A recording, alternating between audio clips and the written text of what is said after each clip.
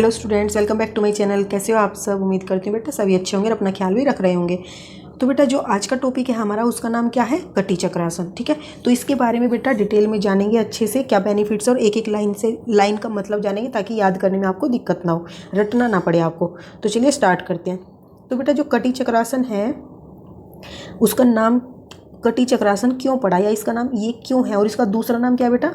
Lumbar twist posture. Okay, तो ये याद रखने हैं, इस पर क्वेश्चंस बनते हैं। तो कटी चक्रासन इज मेड ऑफ 3 वर्ड्स। तो ये भी बेटा क्या है? 3 वर्ड से मिलकर बना है। जैसे कि हमारा कौन सा था? हस्तोत्तनासन बना था। ठीक है, तो उसमें क्या क्या है? कटी है, चक्र है और आसन है। आसन का आपको पता है, कटी का मतलब क्या है बेटा संस्कृत में? वेस्ट। चक्र का मतलब व्हील। तो बेटा क्या होता है, जो हमारी कमर है वो व्हील की तरह मूव करती है इस पोस्चर में, इसलिए इसका नाम क्या पड़ा है? कटी चक्रासन। ठीक है, तो ये तो इसकी डेफिनेशन थी या इन्फॉर्मेशन थी इसके नेम की। अब इसको परफॉर्म कैसे करते हैं, तो आप बेटा इसमें देख ही रहे हो। इस पोस्चर में सबसे पहले आपको सीधे खड़े होना है, लेकिन यहाँ पर क्या है, आपके लेग्स के बीच में गैप होना चाहिए। ठीक है, मतलब कि 12 इंचज का कम से कम गैप होना चाहिए। फिर आपको क्या करना है, अपने जो हैंड्स हैं या बाजुएं हैं उनको ऊपर उठाना है सामने बिल्कुल। ठीक है, फ्रंट में चेस्ट के, और उनको सीधे रखना है। मतलब ये तो साइड में दिख रही है आपको, ये सामने रखनी है। ठीक है, तो उसके बाद फिर आपको क्या करना है बेटा, और शोल्डर के बिल्कुल स्ट्रेट हो, और फिर इनको आपको एक साइड पे मूव कराना है।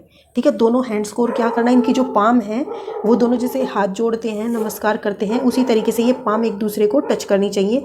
और फिर आपको क्या करना है, कमर से लेकर बेंड करना है अपने आप को। ठीक है, यहाँ से बेंड करोगे, माफ़ी चाहूँगी बेटा शोर के लिए, तो यहाँ से बेंड करोगे तो आपके हैंड्स भी जो है ऐसे मूव करेंगे, और आपको अपना जो ये हेड भी, इसको भी मूव करना है। ठीक है, और इसको करते वक्त आप करके देखोगे तो ज़्यादा अच्छे से समझ आएगा।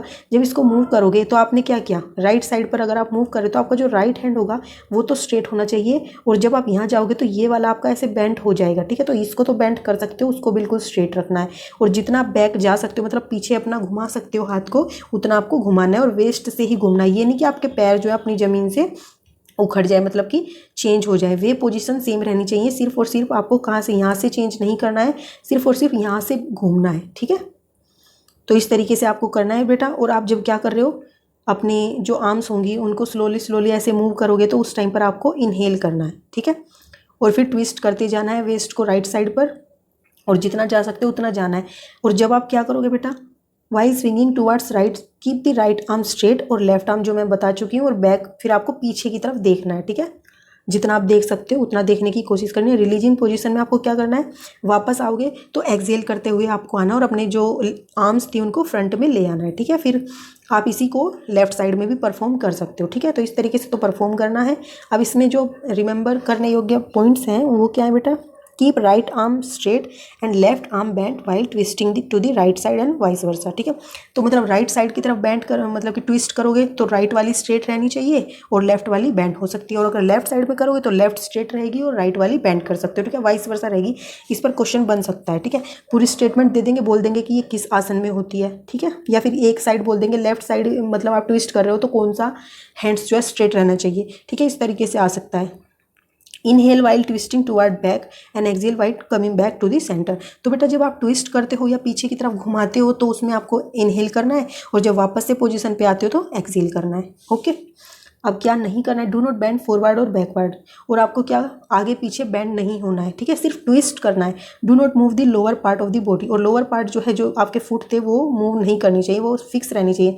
Do not jerk the body, और मतलब इतनी तेज़ी से नहीं करना है कि कोई जर्क आ जाए आपकी, मतलब कि कोई झटका लगे आपकी बॉडी में और जिससे कोई फ्रैक्चर हो जाए।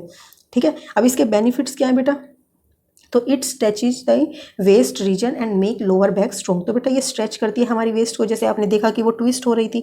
ठीक है, इससे क्या होता है, हमारी जो लोअर बैक होती है वो क्या होती है, स्ट्रॉन्ग होती है। It strengthens shoulder, neck, arms, abdomen, back, thighs. तो ये पूरी स्टेटमेंट आपकी आ सकती है और पूछा जा सकता है ऐसा किस में होता है। ठीक है, तो इसमें मतलब ऐसा किस में होता है कि जिसमें शोल्डर, नेक, आर्म्स, एब्डोमेन और बैक और थाइज जो है एक साथ अच्छी होती हैं, तो वो किस में होता है बेटा, कटी चक्रासन में। ठीक है, अब लिमिटेशन क्या है, person suffering from several spinal problems should not practice this आसन।